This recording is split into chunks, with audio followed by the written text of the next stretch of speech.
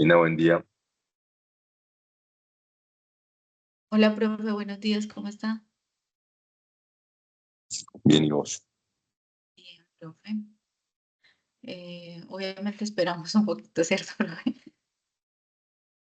Sí, sí, sí.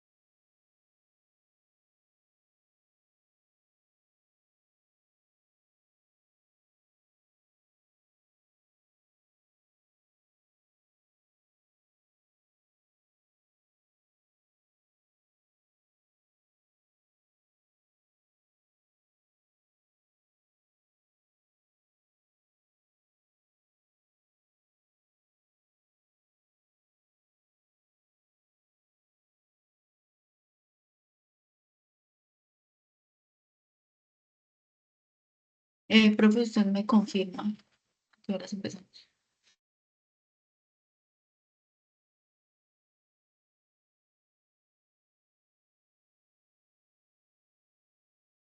La Lina, esperemos a que le conecte la profe que ya te escribió. Ah, listo, profe.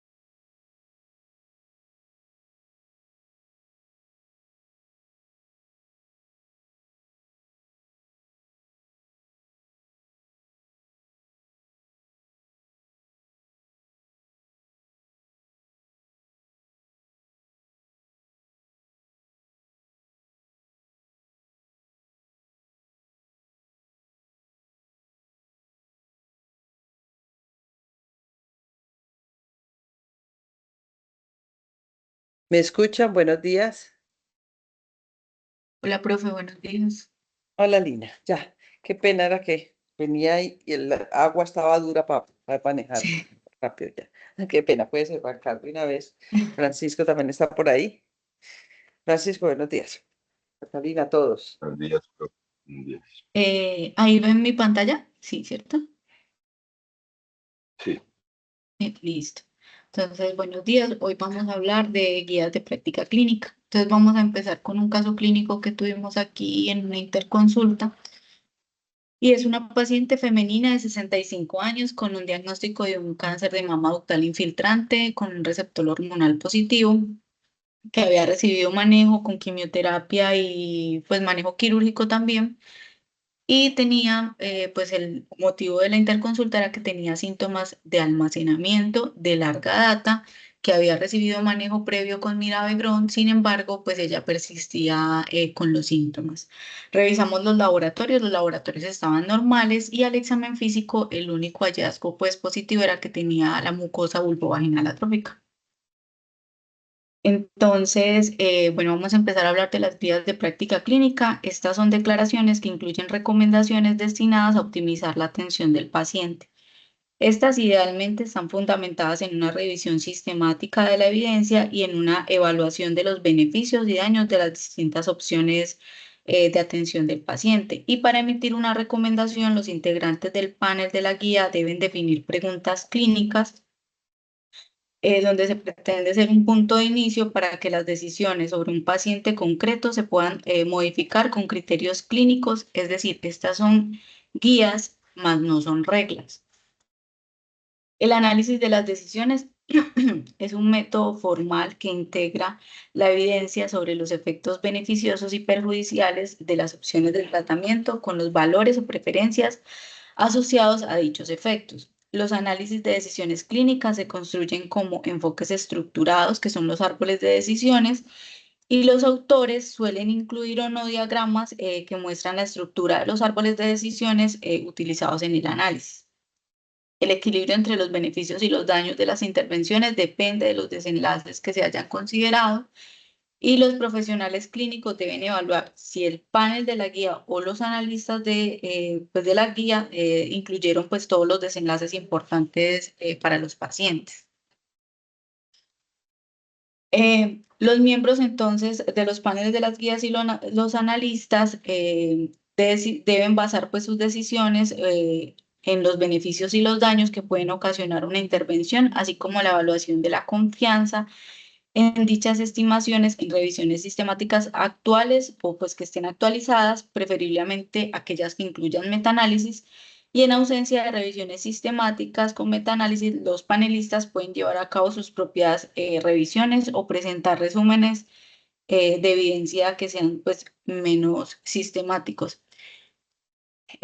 Si no se basan en una evidencia actual se dice que pues puede estar o puede tener una atención que sea subóptima y que no se basen en la mejor evidencia actual, lo que puede correr el riesgo de promover alguna recomendación que incluso sea perjudicial.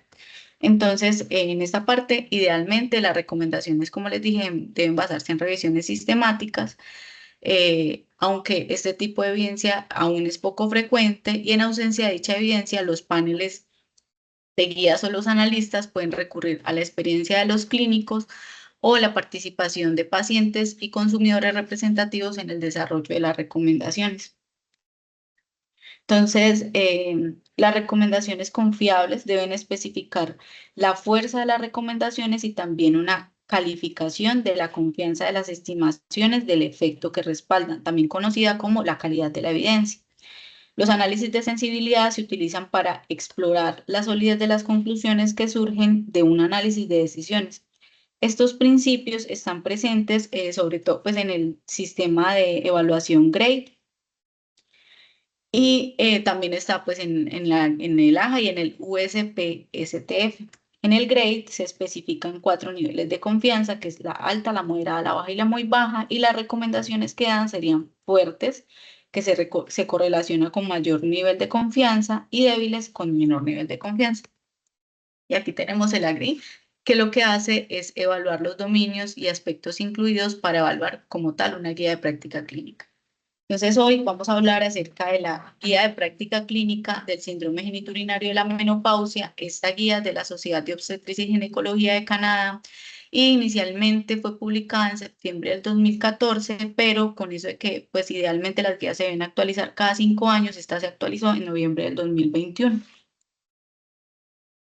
¿Cuál fue el objetivo de esta guía? El objetivo fue brindar estrategias para mejorar la atención de las mujeres perimenopáusicas y posmenopáusicas basadas en la evidencia más recientemente pues, publicada, y la población objetivo fueron las mujeres perimenopáusicas y posmenopáusicas.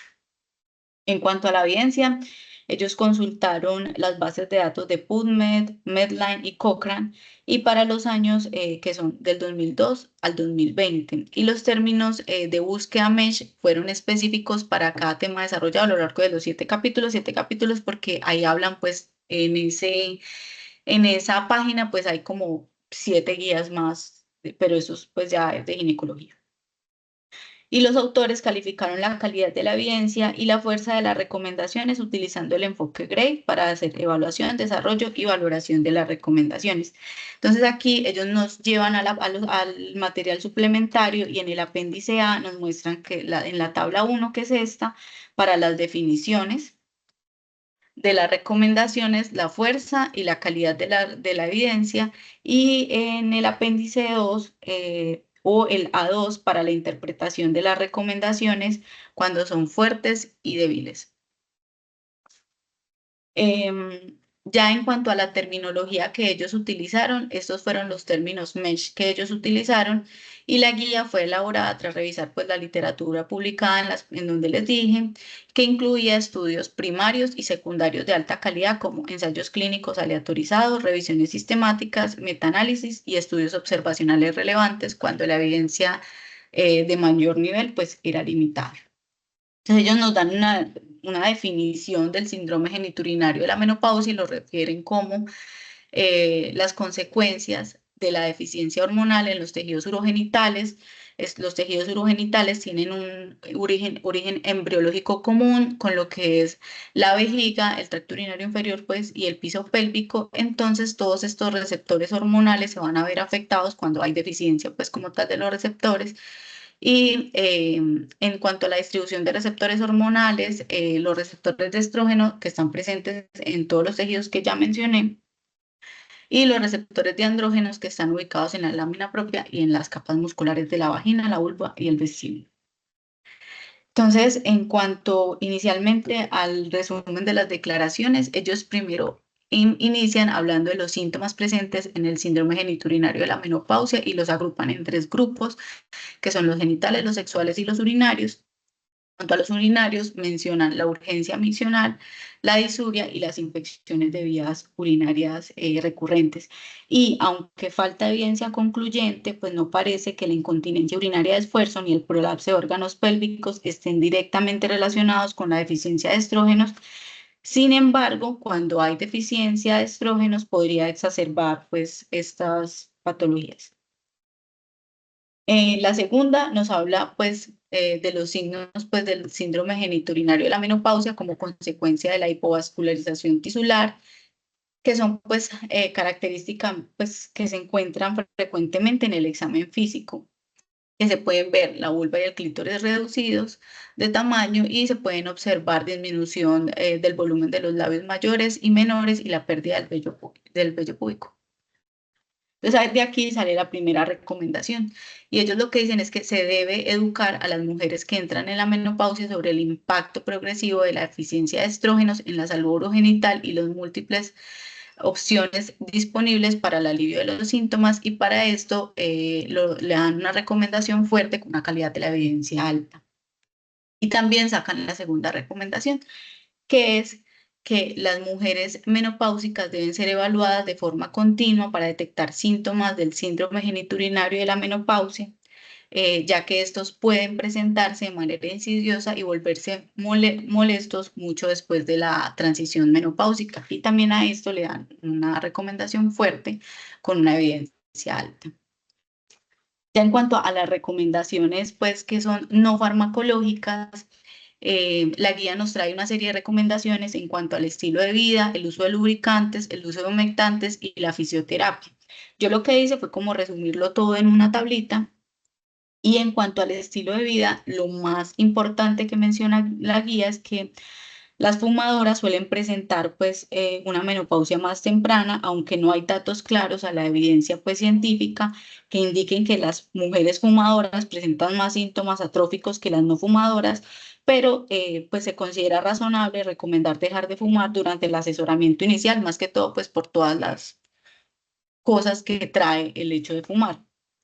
En cuanto a los humectantes, no hay estudios que comparen la superioridad de un humectante sobre otro, pero sí mencionan es un pequeño estudio, pero fue a corto plazo que comparó un comprimido vaginal de estradiol de dosis, con un humectante, pues, cada uno frente a placebo y en las mujeres que tenían síntomas vulvovaginales, pues asociados con los síntomas posmenopáusicos, ambos mostraron eficacia similar para tratar pues, el síndrome atrófico. Y en cuanto a la fisioterapia, ellos mencionan otro estudio donde documentaron reducción de síntomas y mejora de la calidad de vida después de 12 semanas de haber hecho ejercicios pélvicos supervisados. Sin embargo, pues la evidencia es limitada y se necesitan ensayos clínicos aleatorizados más ampliamente, pues como antes de dar una recomendación pues fidedigna sobre todo para la fisioterapia en el síndrome genitourinario pues, de la menopausia. De aquí sacan la tercera recomendación, donde ellos dicen que las opciones de manejo de primera línea para el síndrome genitourinario de la menopausia pueden incluir lubricantes vaginales, humectantes vaginales, especialmente si la preocupación de la paciente se limita pues como tal a la sequedad vaginal y a la dispareunia. Y esto lo dan como una evidencia fuerte con una evidencia alta.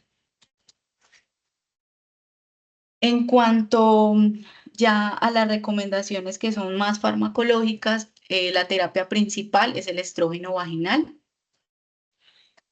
Aquí están pues las dosis, las limitaciones que han tenido y sobre todo la evidencia y la eficacia. Ellos muestran un metaanálisis integral que concluyó que la terapia con estrógenos vaginales es altamente efectiva para aliviar los síntomas de la atrofia vaginal y revertir los cambios citomorfológicos pues, o atróficos que tiene la vagina, y también reduce significativamente el riesgo de infecciones urinarias en mujeres menopáusicas y prolonga el intervalo entre cada infección. Esto porque es importante, en nuestro caso, pues en nuestro caso clínico, la paciente tenía un cáncer de mama Entonces, la guía recomienda que en las pacientes que son sobrevivientes o supervivientes pues, a cáncer de mama, los estrógenos vaginales a bajas dosis representan una opción segura para muchas mujeres con antecedentes de cáncer de mama, generan un mínimo o ningún aumento en los niveles de estrógeno en sangre.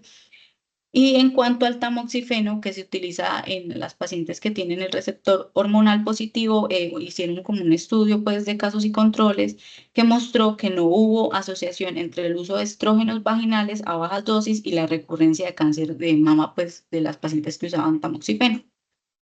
Que sí hay que tener precaución con inhibidores de la aromatasa en las mujeres que están pues, bajo tratamiento con estos inhibidores y que se busca mantener un entorno libre de estrógenos. Sin embargo, pues lo que sí recomienda la guía es que se debe hacer una consulta con oncología pues previamente a enviar los estrógenos. Entonces de aquí sale la cuarta recomendación, donde ellos dicen que la terapia de segunda línea para el síndrome geniturinario de la menopausia es el uso de estrógenos vaginales administrados como crema, comprimido o anillo de liberación sostenida, que no se produce absorción sistémica significativa con dosis bajas, por lo tanto no necesitan terapia concomitante con progestágenos y pues que técnicamente no tendría pues como contraindicación para las pacientes que tienen cáncer de mama. Y esto lo dan como una recomendación fuerte con una calidad de la evidencia alta. En cuanto a las terapias alternativas, ellos hablan acerca de la dihidroepiandrosterona, y esto lo muestran como que pues, evaluaron dos estudios, dos RCTs que mostraron mejoría significativa de los síntomas versus cuando lo comparaban con el placebo, mejoría de la función sexual y una eficacia sostenida a 52 semanas. Y también nombran el ospemifeno, que es un modulador selectivo de los receptores de estrógeno, que es eficaz y seguro para la atrofia vulvovaginal y la dispareunia. Y también en un estudio de 52 semanas, en el menos del 1% producía hiperplasia endometrial benigna y 0 casos de cáncer endometrial. Entonces, pues un RCT que mostró mejoría en la función sexual, pero no habían datos sobre los efectos, pues como tal, urinarios. Y aquí sale la quinta recomendación, que ellos mencionan otras farmacoterapias de segunda línea para síntomas de atrofia vaginal, incluyen el modulador selectivo de receptores de estrógeno vía oral, ospemifeno, y los óvulos vaginales de hidroepiandrosterona como una recomendación fuerte con una calidad de la evidencia alta. En cuanto a la urgencia urinaria asociada al síndrome geniturinario de la menopausia, no mencionan como algo fuerte o en contra, pero ellos sí mencionan que se puede hacer el enfoque similar al síndrome de vejiga hiperactiva con restricción de líquidos, evitando la cafeína y con antimuscarínicos o beta-3 agonistas. En nuestro caso, pues la paciente tenía mirabegrón y la combinación con estrógenos vaginales podría mejorar los resultados frente a la monoterapia.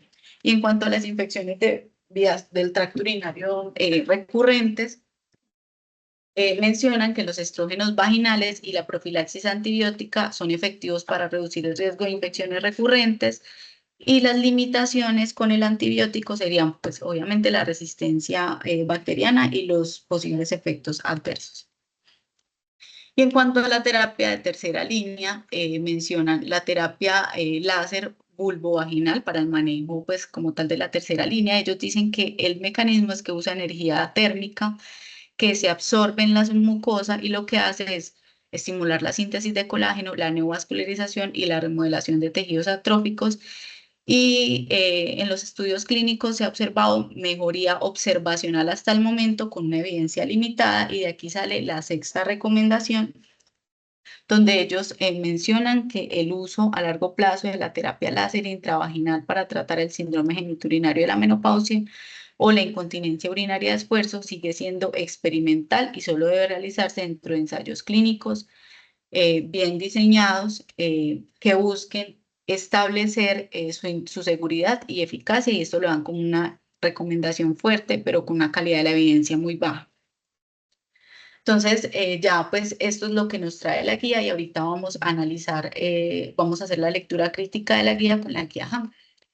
Entonces, la primera pregunta es, ¿la pregunta clínica es clara y comprensible? Sí. Cada pregunta que hicieron con cada recomendación es clara y es coherente con lo que responde cada apartado de la guía.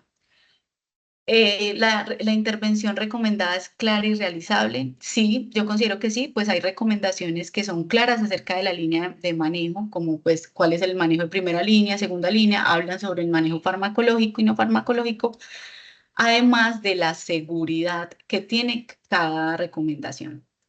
En cuanto a las alternativas, la pregunta es si la alternativa es clara. Sí, ellos primero mencionan la terapia de primera línea, luego la de segunda línea y finalmente la de tercera línea y se muestran si son seguras o no frente al paciente, como por ejemplo si se pueden usar estrógenos o no en una paciente que tiene cáncer de mama. Las recomendaciones son basadas en la mejor evidencia disponible. Sí, ellos mencionan que utilizaron revisiones sistemáticas y metaanálisis y además utilizaron el sistema GRADE para clasificar las recomendaciones. Los autores declaran la fuerza de sus recomendaciones. Sí, ellos dan si es fuerte o no y dicen si la calidad de la evidencia es buena o es mala. En cuanto a si se tomaron en cuenta todos los desenlaces importantes para los pacientes, sí, se reconocieron los síntomas, la calidad de vida del paciente la tuvieron en cuenta y la seguridad a largo plazo de los medicamentos. Y en cuanto a la pregunta si se minimizó el efecto del conflicto de interés, profe, yo aquí tengo pues creo que no lo minimizaron porque en un apartado pues, de la guía ellos dicen, claro, que se recibieron declaraciones de todos los autores, incluso pues una de las doctoras autoras de la guía, que es la doctora Wolfman, ha sido parte del comité de asesores y conferencistas para compañías farmacéuticas como Pfizer, Astellas, BioNTech y Bayer y han recibido una beca sin restricciones de Pfizer, pero no se declararon otros conflictos de interés significativos. Entonces, pues yo creo que por esto probablemente no se haya minimizado los conflictos de interés.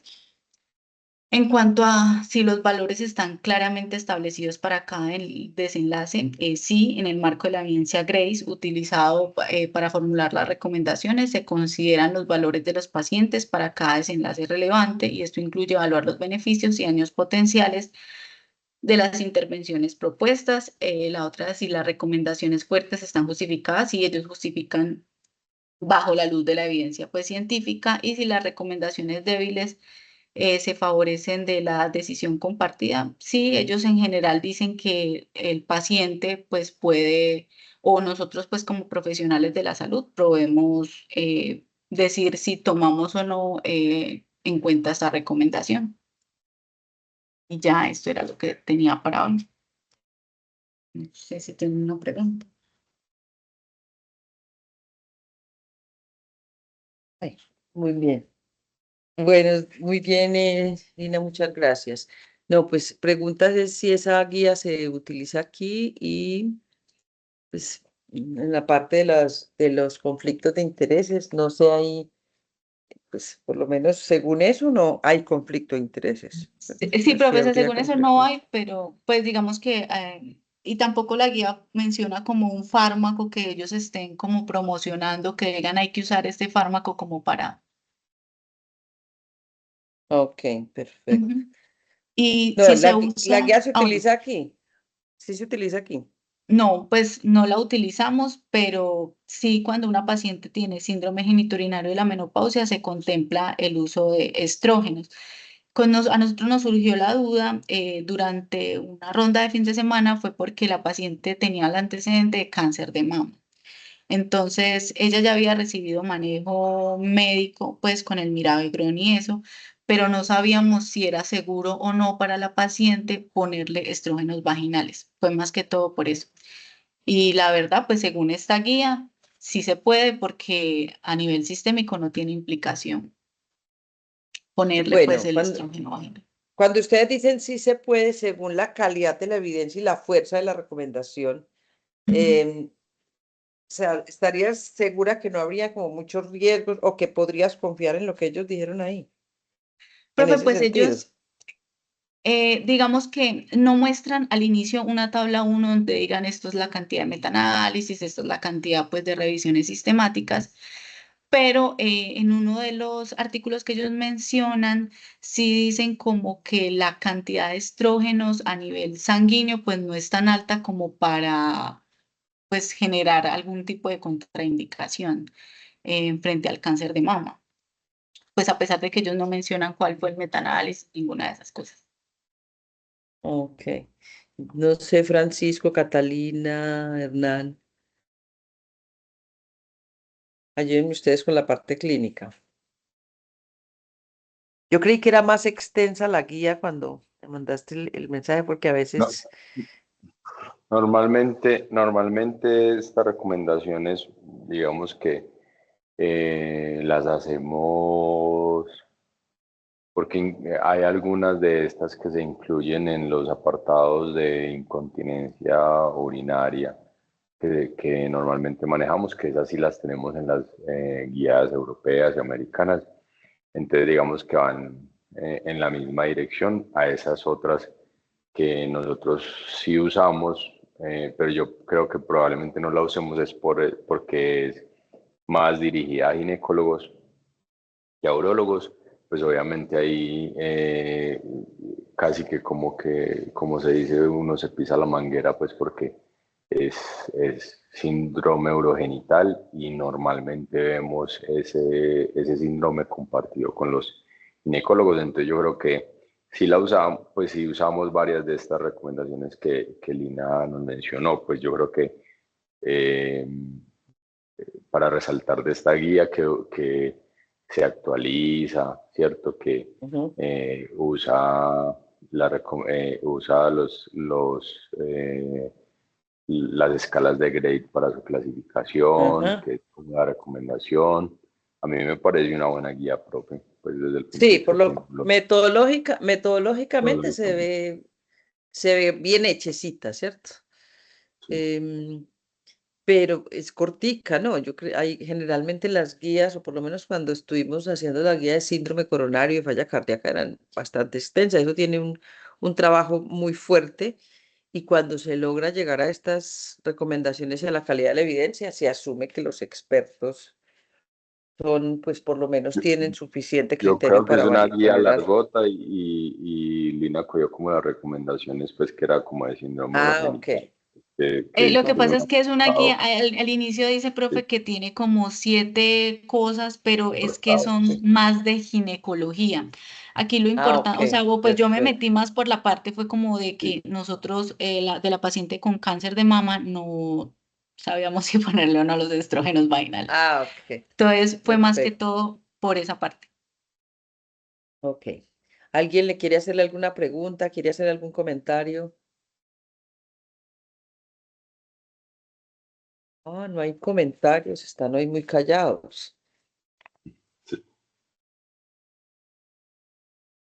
Pues yo diría ahí adicional que la guía es del 2021. Creo que la terapia Ujú. láser, que es la que al final estás diciendo que no tiene suficiente evidencia y que no tiene una recomendación alta, ha variado en estos últimos años y hay más publicaciones a favor del uso del láser, no para incontinencia, porque para incontinencia sí hay una evidencia de hace mucho tiempo que viene diciendo que no es fuerte, que no es recomendable, pero para síndrome urogenital sí tienen eh, avances, ¿sí? Entonces hay un cambio de pronto en el tratamiento para tomar decisiones en pacientes de una forma más reciente. No lo tenemos ampliamente disponible en Colombia, pero ya está la tecnología y ya se están haciendo cositas con láser, sobre todo los ginecólogos, que ahí es donde dice Pacho que nos pisamos la manguera si ellos tienen jugueticos y nosotros de pronto nos quedamos con el Ok, estrógeno vaginal. ok, perfecto. Bueno, ¿alguna otra observación?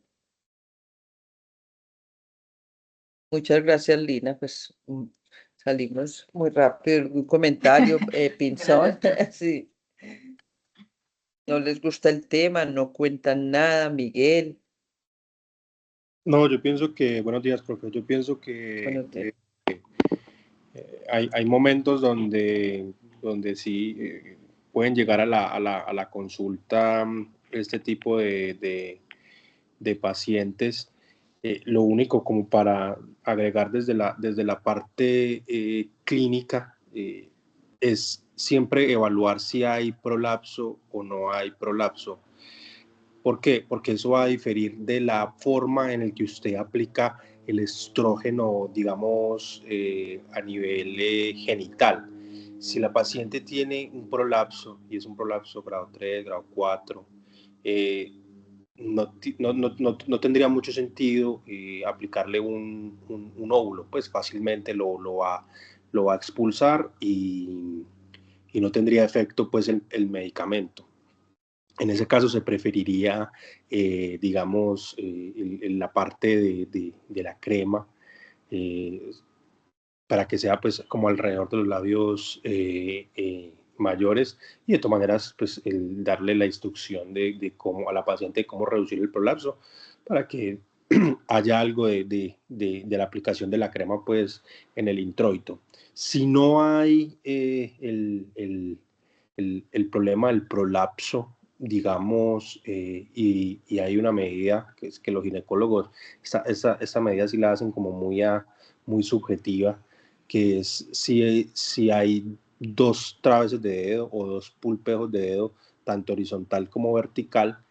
En ese punto sí se le indica que es mejor el óvulo y explicar a la paciente que debe ser, pues, o que haga el símil si ha utilizado los tampones o si ha utilizado copa menstrual, que debe ser aplicado en el fondo, en el fondo de la vagina para que el óvulo pues no se pierda, porque finalmente pues es un medicamento que no es para nada económico y no tiene sentido pues que usted se lo aplique y casi que lo bote. También se recomienda pues según las dosis, las últimas pues pueden ser, si es cada 12 pues después del baño y si es cada 24 pues que sea en la noche para evitar digamos esa salida del medicamento.